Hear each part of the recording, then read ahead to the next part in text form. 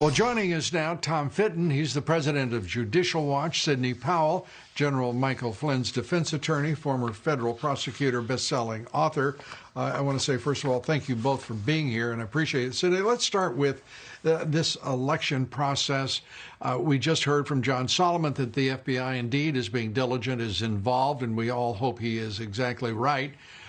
Your thoughts first about the knowledge now that the Justice Department is involved in this review of the election. Well, I'm delighted to hear that. I think there are any number of things they need to investigate, including the likelihood that 3% of the vote total was changed in the pre-election voting ballots that were collected digitally by using the Hammer program and a software program called Scorecard. That would have amounted to a massive change in the vote that would have gone across the country and explains a lot of what we're seeing. In addition, they ran an algorithm to calculate votes they might need to come up with for Mr. Biden in specific areas. I think that explains what happened in Michigan, where the computer glitch resulted in a change of votes of about 5,500 in favor of President Trump, just in one of 47 districts. All those districts need to be checked for that same, quote, software glitch, end quote, that would change the result in Michigan dramatically. The same thing is happening in other states. We've had hundreds of thousands of ballots mysteriously appear solely for Mr. Biden, which is statistically impossible as a matter of mathematics. It can all be documented. We are putting it into materials that we will file in federal court, and we need to seek relief in multiple states to enjoin the certification of any election results. Tom Fitton, as you listen to Sidney, that sounds like a strong case for a straightforward allegation of fraud. The two programs that she just mentioned, I'm going to ask you right now, have you ever heard of them? Because I had not heard of them. No, I mean, there have been noises about it on the internet, but I don't know anything beyond what Sidney's reporting now. I go back to the numbers you reported at the beginning of the segment. The president was winning on Tuesday. Right. He's not winning now. And he's not winning now as a result of a process that the voters can't have confidence in, the state legislatures can't have confidence in, in my view, the courts can't have confidence in. So the question is, are the courts going to undo what went on?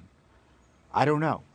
But the state legislatures in Georgia, Pennsylvania, Michigan, Wisconsin, perhaps Arizona, they now have an opportunity to make a stand on behalf of the rule of law. Are they going to endorse what went on this week, or are they going to appoint a clean slate of electors that supports President Trump?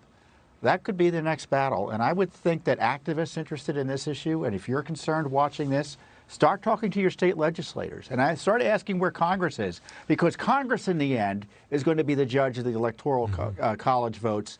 And if I were in Congress, I'd be telling these states, you better keep up on, you better be honest here, because we're not going to accept your votes if your election is a sham. Well, Sidney, let's go back to Hammer and Scorecard. Are those the names that you just used for those programs? What's being done about it, and how broadly were they used by vote counters in various states?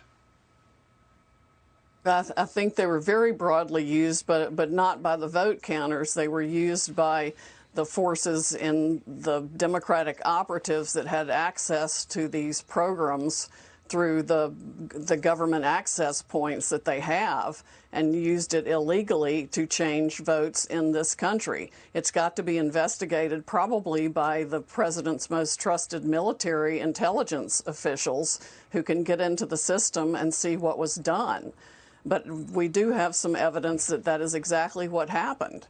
And they've used it against other entities in other countries. It's just been turned recently against our own citizens here to change election results. It's absolutely appalling that that can be done. And whether it's called computer glitches or something else, somebody has actually gone into the system and changed voting results. That's called intervention in our elections, irrespective I guess if they were Russia or China, we'd refer to them as meddling. But it's intervention, and it's also crooked as hell, rigging this election no matter the jurisdiction, whether it's Michigan, Georgia, wherever it might be. What can we do about it? Because the Department of Justice, I mean, if there's evidence of that program, why not just turn it over to the Justice Department and say, and go to the courts and say, this has got to stop now. Here is the way in which it was done. Well, we've been trying to get their attention, and we're going to try even harder, and we'll have to put it in a federal lawsuit, apparently, and get as much of it out as we possibly can. We have some excellent witnesses on the issue. But this is coup 5.0, Lou. I mean, there was no reason to think that the Democratic operatives who spent hundreds of millions of dollars creating the Russia hoax, the Steele dossier, taking us through a special counsel operation for 2 years, trying an impeachment hoax, the apocalypse hoax, the obstruction hoax, wouldn't go so far as to create every means of voter fraud they could come up with to steal this election. That's exactly what happens. The president must fight back now in every way, shape, or form. We cannot let this republic be stolen by the Democratic operatives who want to destroy the republic and make it a socialist country where they continue to line their pockets with these backdoor global deals like the Biden laptop from hell exposes. Well, Sidney, I think you're exactly right about that not happening. Let's turn, Tom Fitton. You've pointed out in our discussions that these legislatures are Republican controlled.